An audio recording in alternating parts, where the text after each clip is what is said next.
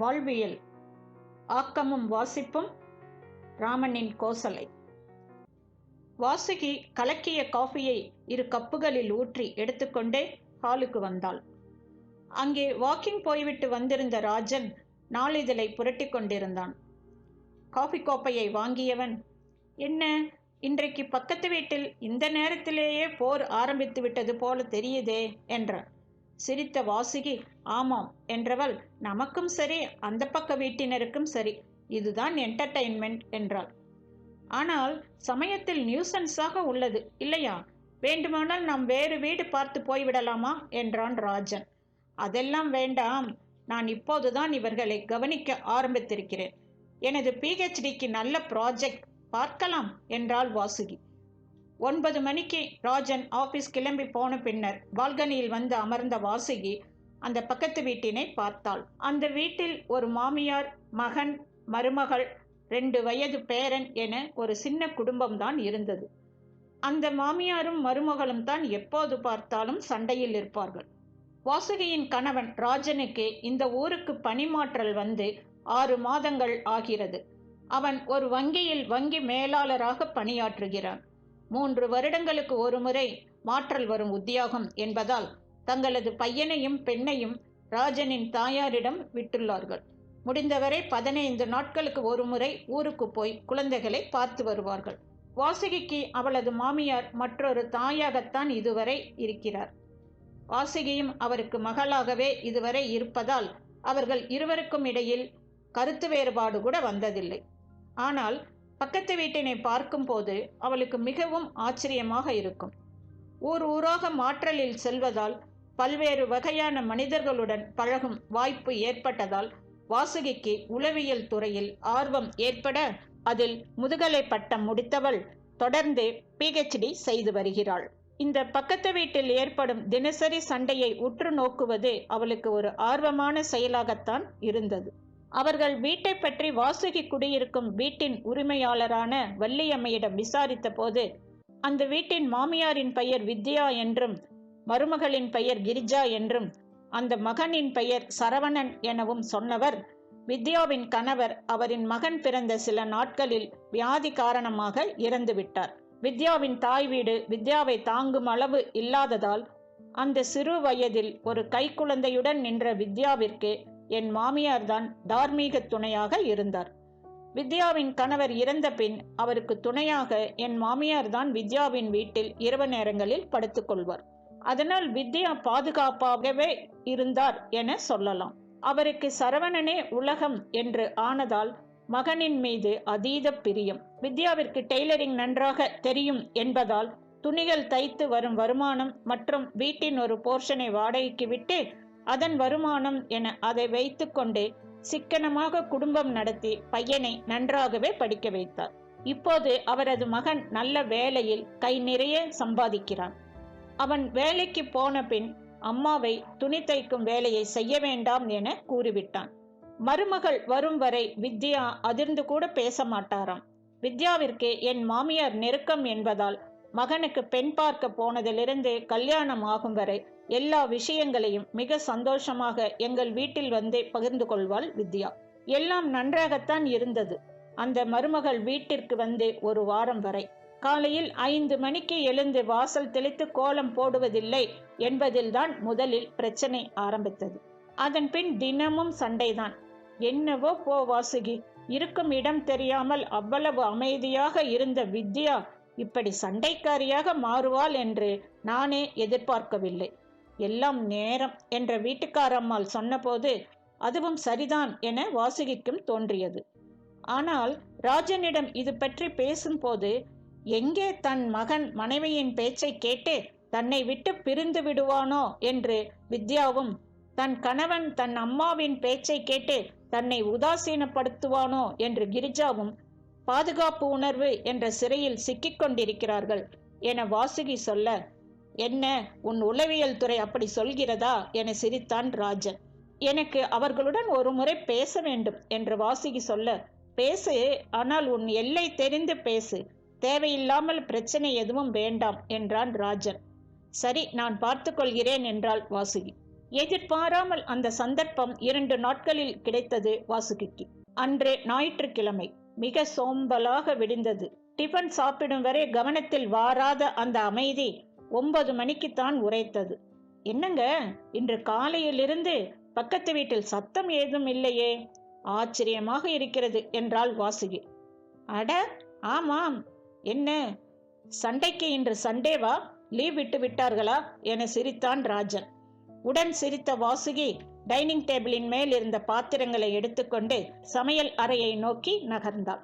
வாசுகி, வாசுகி என வள்ளியம்மையின் குரல் பதட்டமாக ஒலித்தது.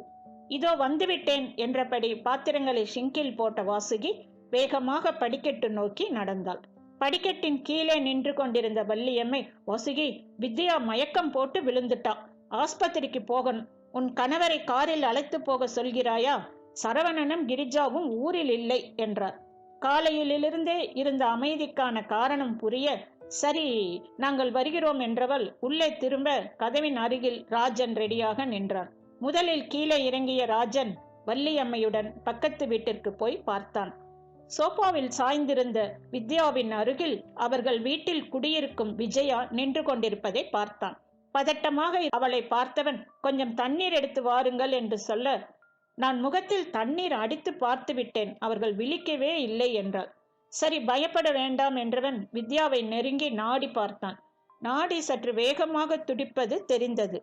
ஒருவேளை பிபி இருக்கலாம் என நினைத்தவன் பக்கத்தில் இருந்த சொம்பு தண்ணீரை எடுத்து முகத்தில் சற்று வேகமாக அடித்தான். சற்று அசைந்த வித்யா இப்போது கண் திறந்தாள். மலங்க மலங்க விழித்தவளை ஆசுவாசப்படுத்திய ராஜன், ஒன்றுமில்லை அம்மா, உங்களுக்கு பிபி இருக்கிறதா, மாத்திரை எதுவும் எடுத்துக்கொள்கிறீர்களா என கேட்டான். ஆமாம் என்பது போல தலையசைத்தாள் வித்யா. சரி, சாப்பிட்டீர்களா என்றான். மறுப்பாக தலையசைத்தாள் வித்யா. அதுதான் என்றவன் அதற்குள் அங்கு வந்திருந்த வாசுகியை பார்த்து, இவருக்கு சாப்பிட ஏதேனும் எடுத்து வா வாசுகி. ஒன்றுமில்லை, சாப்பிட்டு மாத்திரை போட்டால் சரியாகும் என நினைக்கிறேன். எதற்கும் சாப்பிட்ட பின் ஆஸ்பத்திரிக்கு போய் வரலாம் என்றான்.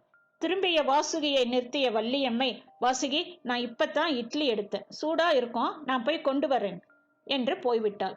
திரும்பியவளின் கைகளில் இட்லி மற்றும் சாம்பார் இருந்தது. வித்யாவை வற்புறுத்தி சாப்பிட வைத்தார்கள். மாத்திரை எங்கே உள்ளது என கேட்டு எடுத்து கொடுத்தாள் வாசுகி. அதை சாப்பிட்ட பின்னர் ஒரு 5 நிமிடத்தில் தெளிந்தார் வித்யா. என்றாலும் அம்மா, நீங்கள் வழக்கமாக போகும் டாக்டரிடம் போய்விட்டு வந்துவிடலாம் என்று ராஜன் காருக்கு சென்றான். வாசுகி உடன் வர மெதுவாக வந்த வித்யா கார் ஏற, வள்ளியம்மை, நானும் வரட்டுமா வாசுகி என்றார். இல்லை, நானே அழைத்து போய் வருகிறேன், நன்றாகத்தானே இருக்கிறார்கள் என்றாள் வாசுகி. வித்யாவின் குடும்ப டாக்டர் வித்யாவிடம், எவ்வளவு முறை சொல்வது, எதற்காகவும் டென்ஷன் ஆக வேண்டாம் என்று, ஏன் கேட்க மாட்டேன் என்கிறீர்கள் என கடிந்து கொண்டவர் ஒரு ஊசி மட்டும் போட்டார். நான் கொடுத்த மாத்திரையே நேரத்திற்கு சாப்பிடுங்கள், பட்டினியாக இருக்காதீர்கள் எனவும் சொன்னார் அந்த டாக்டர். ராஜன் டாக்டரிடம் ஃபீஸ் எவ்வளவு என்று கேட்டு பணத்தை கொடுத்த போது டாக்டர் சிரித்துக்கொண்டே, பழக்கமானவர்கள்தான், நான் சரவணனிடமே வாங்கிக் கொள்கிறேன், சரவணன் இல்லாத போது இவ்வளவு பரிவுடன் கூட்டி வந்திருக்கிறீர்கள் என்பதே எனக்கு சந்தோஷமான ஃபீஸ் என்றார். கார் வருவதை பார்த்து வந்த வள்ளியம்மையிடம் விவரம் சொன்ன ராஜன் வாசுகியை பார்த்து, வாசுகி, நீ வேண்டுமானால் அம்மாவுடன் கொஞ்ச நேரம் இரு, நான் உங்கள் இருவருக்கும் சேர்த்து சமைத்து கொண்டு வருகிறேன் என்றான். சரி என்ற வாசுகியை பார்த்த வித்யா அவசரமாக, ஐயோ அதெல்லாம் வேண்டாம் தம்பி, நான் நன்றாகத்தான் இருக்கிறேன், நானே சமைத்துக் கொள்வேன், நீ போம்மா வாசுகி என்றார். ஒரு நாள் நல்ல சாப்பாடு சாப்பிடலாம் என்று பார்த்தால் நீங்கள் என்னம்மா என்று நிறுத்தினான் ராஜன். அதானே, அவரது ஆசையை ஏன் கெடுக்கிறீர்கள்? அவர் நன்றாக சமைப்பார், எங்கள் வீட்டில் இவரும் என் மாமாவும் நன்றாக சமைப்பார்கள் அம்மா, அத்தை அவர்களை அப்படி பழக்கி வைத்திருக்கிறார்கள். ஒரு அவசரம் என்றால் ஆண்களுக்கும் சமைக்க தெரிந்திருக்க வேண்டியது அவசியம் என்பார் என் அத்தை என்றாள் வாசுகி. சிரித்துக்கொண்டே ராஜனும் வள்ளியம்மையும் போக எட்டி பார்த்த விஜயாவும் நலம் விசாரித்துவிட்டு போய்விட்டாள். வாசுகியும் வித்யாவும் தனித்து இருந்தார்கள். காஃபி சாப்பிடுகிறாயா வாசுகி, நான் போட்டு தருகிறேன் என்று எழுந்த வித்யாவை அமர்த்திய வாசுகி, இல்லை இல்லை இப்போது வேண்டாம் அம்மா, உட்காருங்கள் என்றவள், வள்ளியம்மை அம்மா உங்களை பற்றி சொல்வார்கள், நீங்கள் மிக நன்றாக தைப்பீர்களாமே, அப்படியா, இன்ஸ்டியூட் போய் கற்றுக்கொண்டீர்களா என கேட்டாள் வாசுகி. அதன் பின் பேச்சு அங்கே இங்கே என சுற்றி வாசுகி குழந்தைகளை மாமியாரிடம் விட்டு வைத்திருப்பது பற்றிய இடத்தில் வந்து நின்றது. யோசனையாக வாசுகியை பார்த்த வித்யா, குழந்தைகளை அங்கே விட்டு வைத்திருக்கிறாயே, பின் குழந்தைகள் எப்படி உன்னிடம் பாசமாக இருப்பார்கள்? உன் மாமியாரிடம் அல்லவா பாசமாக இருப்பார்கள் என்றார். சிரித்த வாசுகி, குழந்தைகள் 3 வயது வரை என்னிடம்தான் இருந்தார்கள். நாங்கள் ஊராக மாற்றலில் செல்வதால் அவர்களின் படிப்பு கெடக்கூடாது என்று என் மாமியாரிடம் விட்டிருக்கிறேன். பெண் 7ஆவதும் பையன் 4ஆவதும் படிக்கிறான். இருவருக்கும் ஏன் அங்கு விட்டிருக்கிறோம் என்பதை என் மாமியாரும் நானும் சொல்லி புரிய வைத்துள்ளோம். என் மாமியார் அவர்களை என்னை விடவே நன்றாக பார்த்து கொள்வார்கள். நாங்கள் 15 நாட்களுக்கு ஒரு முறை போய் சனி ஞாயிறு இருந்துவிட்டு வருவோம். எதுவுமே புரிதலில்தான் இருக்கிறது என்றாள். யோசனையாக பார்த்த வித்யாவிடம், என்னம்மா என்றாள் வாசுகி. இல்லை, குழந்தைகளின் மனதை உன் மாமியார் மாற்றிவிட்டால் நாளை அவர்கள் உன்னிடம் ஒட்ட மாட்டார்களே என்ற வித்யாவை பார்த்த வாசுகிக்கு அந்த வீட்டின் தினசரி சண்டைக்கான காரணம் புரிந்தது. அப்படி அல்ல அம்மா, அவர்கள் எனக்கு நான் பெற்ற குழந்தைகள் என்றால் என் மாமியாருக்கு பேர குழந்தைகள். எனக்கு எப்படி அவர்களின் மேல் உரிமை உள்ளதோ அதேபோல் அவருடைய உறவுக்கு என்று ஒரு உரிமை உள்ளது அல்லவா? அதை நான் எப்படி மறுப்பது சரியாகும் என்றவள், ஒருவரின் சுதந்திரத்தில் மற்றவர் தலையிடுவதும் ஒருவரின் உரிமையில் மற்றவர்கள் தலையிடுவது என்பதும் அறம் அல்ல, இல்லையா என்றாள் வாசுகி. புரியாமல் விழித்தார் வித்யா.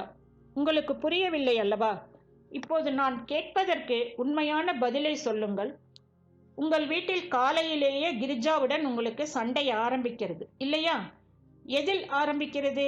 காலையில் 5 மணிக்கு வாசல் தெளித்து கோலம் போட வேண்டும் என்று நீங்கள் எதிர்பார்க்கிறீர்கள். அதுவும் அந்த நேரத்திற்குள் அவள் குளித்து முடித்து இருக்க வேண்டும் என்றும் நினைக்கிறீர்கள். அப்படியானால் அவள் 4 மணிக்கே எழுந்து தயாராகி இருக்க வேண்டும் இல்லையா? இந்த நடைமுறை காலம் காலமாக வந்த ஒரு விஷயம் என்பதால் அப்படி செய்வதுதான் பெண்களுக்கு அழகு என்பதும் உங்களது எண்ணம், சரியா? ஆனால் நீங்கள் ஒரு விஷயத்தை மறந்துவிட்டீர்கள். கிரிஜா வளர்ந்த இந்த காலம் வேறு. அவளுக்கு இந்த நடைமுறையில் பொருந்தி போவதற்கான கால அவகாசத்தை நீங்கள் தரவே இல்லை, சரியா? மாயம் போட்டது போல உடனே உங்கள் எதிர்பார்ப்பிற்கு அவள் மாற வேண்டும் என நீங்கள் எதிர்பார்த்திருந்திருக்கிறீர்கள். இதற்கு உண்மையான பதிலை கூறுங்கள். காலை 5 மணிக்கு அவள் வாசல் தெளிக்க வேண்டும், அதுவும் குளித்துவிட்டு என்பது உங்கள் எதிர்பார்ப்பா? அல்லது அவள் உங்கள் மகனுடன் இருக்கும் நேரத்தை குறைக்க வேண்டும் என்பது உங்கள் மனதின் எதிர்பார்ப்பா? இந்த நேரடி தாக்குதல் வித்யாவை அசைத்தது. உண்மையான பதிலை சொல்லுங்கள் அம்மா என்றாள் வாசுகி. அது அது அது வந்து என்று தடுமாறினார் வித்யா. அதுதான் அம்மா, அவள் வருவதற்கு முன் நீங்கள் தானே அந்த வேலையை செய்து கொண்டிருந்தீர்கள். அதற்கு பின்னரும் அதை நீங்களே ஒரு மாதத்திற்கு செய்து வந்திருந்தால் கிரிஜாவாகவோ அல்லது உங்கள் மகன் சொல்லியோ அவளாகவே முன் வந்து அந்த வேலையை செய்திருப்பாள். உங்கள் மகன் அவளிடம், இதோ பார் கிரிஜா, என் அம்மா சிறு வயதிலேயே என் அப்பாவை இழந்து எனக்காகவே வாழ்ந்தவள்.